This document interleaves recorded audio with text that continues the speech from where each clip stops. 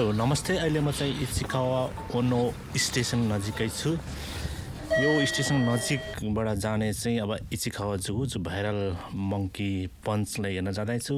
यहाँबाट गाडीबाट पनि जान सक्नुहुन्छ भनेदेखि म चाहिँ हिँड्न मन पराउने भएले हिँडेर लगभग 20-25 मिनट लाग्दो रहेछ। यस्तो अलि सहरहरू हेर्दै अलि डाँडाकाँडा जस्तो सडकहरू हेर्दै जाँदैछु। अहिले ठ्याक्कै इचिकावा जूको अगाडि आइपुगेको छु। यहाँबाट चाहिँ म छिर्छौँ। त्यहाँनिर यसो साकुरानी फुले जस्तो देख्छु मैले। अनि यहाँ चाहिँ पार्किङ रहेछ। अझ पार्किङ टन्नै रहेछ। सायद मान्छेहरू टन्नै आएको होलान्। म छिर्दैछु। यो छिर्ने बित्तिकै यहाँको साकुराको रमझम अर्कै छ। यहाँबाट म अब हिरिकुसीतिर जाँदैछु। अझ ठिक्कै रहेछ यहाँ भिडभाड त्यति रहन्छ। बाहिर भित्र के कसो छ अब टक्क टिकट लिन्छु। यहाँ टिकट काट्ने ठाउँमा चाहिँ म देख्दैछु क्यासलेस र क्यास दुवै हुँदो रहेछ। अनि यहाँ म्यापबाट यसो हेर्दै मङ्की कता छ होला मङ्की म जाँदैछु। त्यही सायद टन्न मान्छे भएको ठाउँहरू मङ्की होलान्। यहीँ हुनुपर्छ बाँदर। यहाँ मान्छेहरू टन्नै बसिरहेछन्। अझ हेजो हो। हेजोमा यतिको मान्छे प्याक हुँदो रहेछ भनेदेखि अरू बेला झन् फास्टै प्याक हुन्छ होला। यहाँ अब तपाईँले देख्न सक्नुहुन्छ सायद पञ्चकुङ यहीँ मुनितिर कतै होलान्। यही मुनि जस्तो लाग्छ। यहीँ बिचरा त्यो पुतलीसँग खेल्दैछन्। हो म बिचरा उसको साथी कोही छैन। अरूसँग टास्न जाँदा पनि हेर्दै एकछिनपछि तपाईँले यहाँ देख्नुहुनेछ।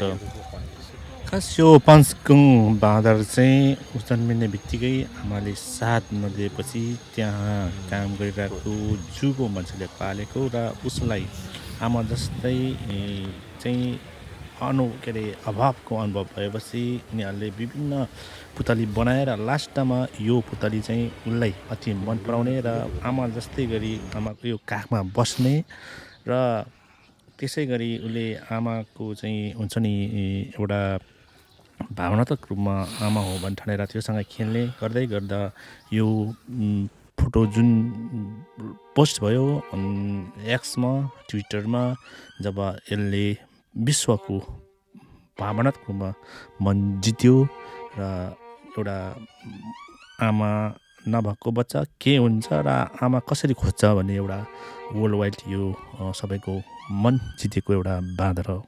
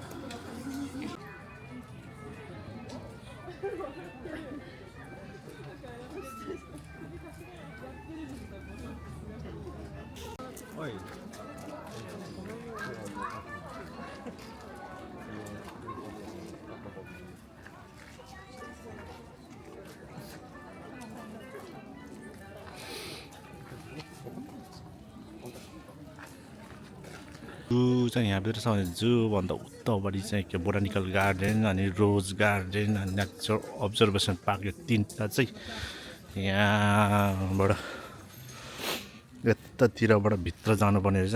यता चाहिँ म आज जान्न। यहाँ रहेछ नि त के होला टक्क लगाएर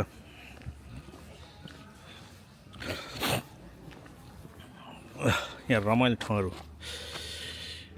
यिनीहरू हेर्ने हो भने चाहिँ यताबाट सिधै जाने रहेछ। म चाहिँ यतापट्टि जान्न, म चाहिँ फर्किन्छु। त्यहाँ चाहिँ गेट भयो इन्डस्ट्री यहाँदेखि अर्को चाहिँ बिदाको बेला सरस्वतीको बिदाको बेला हरेक बेला चाहिँ यहाँदेखि लाइन बस्नुपर्ने रहेछ। आज चाहिँ नर्मल डे भएर खाली खाली छन्, हेर्ने पनि नर्मल डेमा आउनु होला। जू यो पञ्च मङ्की भाइरल मङ्कीको चिडियाखाना हेरेपछि यता चाहिँ फर्किँदै खाममा चाहिँ एउटा मन्दिर भेटेँ मैले। मन्दिर चाहिँ कोमागाता दाई जिन्जा भन्ने रहेछ। यहाँ यो चाहिँ के विश्वास रहेछ भनेदेखि तपाईँको चाहिँ रोग व्याधा हटोस् भन्ने कामना पुरा गर्छ, घर परिको सुरक्षा गर्ने अनि व्यापारको चाहिँ बढाउने भन्ने चाहिँ एउटा विश्वास रहेछ। यो एकदम हरियाली ठाउँ होइन, चट्ट जङ्गलले घेरेको शान्त ठाउँ रहेछ। यहाँ अब धेरै हलिखली नगर होइन, मन्दिर यहाँ हुँदै रहेछ। मन्दिर यहाँ कोजी पनि हुँदै रहेछ। खास मन्दिर चाहिँ खास मन्दिर हो के अरे, यस्तो शान्त वातावरण रहेछ।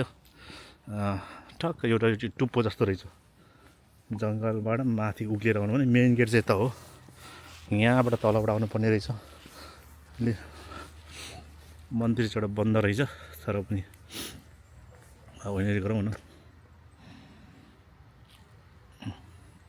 फेरि यहाँनिरको मन्दिर दर्शन गर्ने पनि फरक फरक हुन्छ।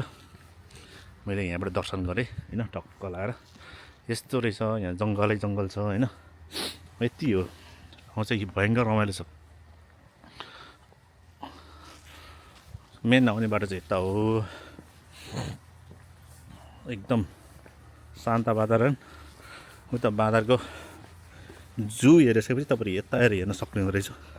एकदम रमाइलो ठाउँ भन्दा नि शान्त आनन्द आउने ठाउँ रहेछ। टक्क लाएर यहाँनिर गेट, यहाँनिर एउटा फेमस रे परिवार रोग व्यथा हटाउने भन्छन् होइन, व्यापार बढाउने अरे भनेपछि नयाँ वर्षमा यहाँ विशेष भिडभाड हुने होला पक्कै पनि। प्रायः यहाँ चाहिँ तपाईँको चाहिँ टक्क हात टक्क धोएर जाने हो होइन। ल म चाहिँ अब फर्किन्छौँ।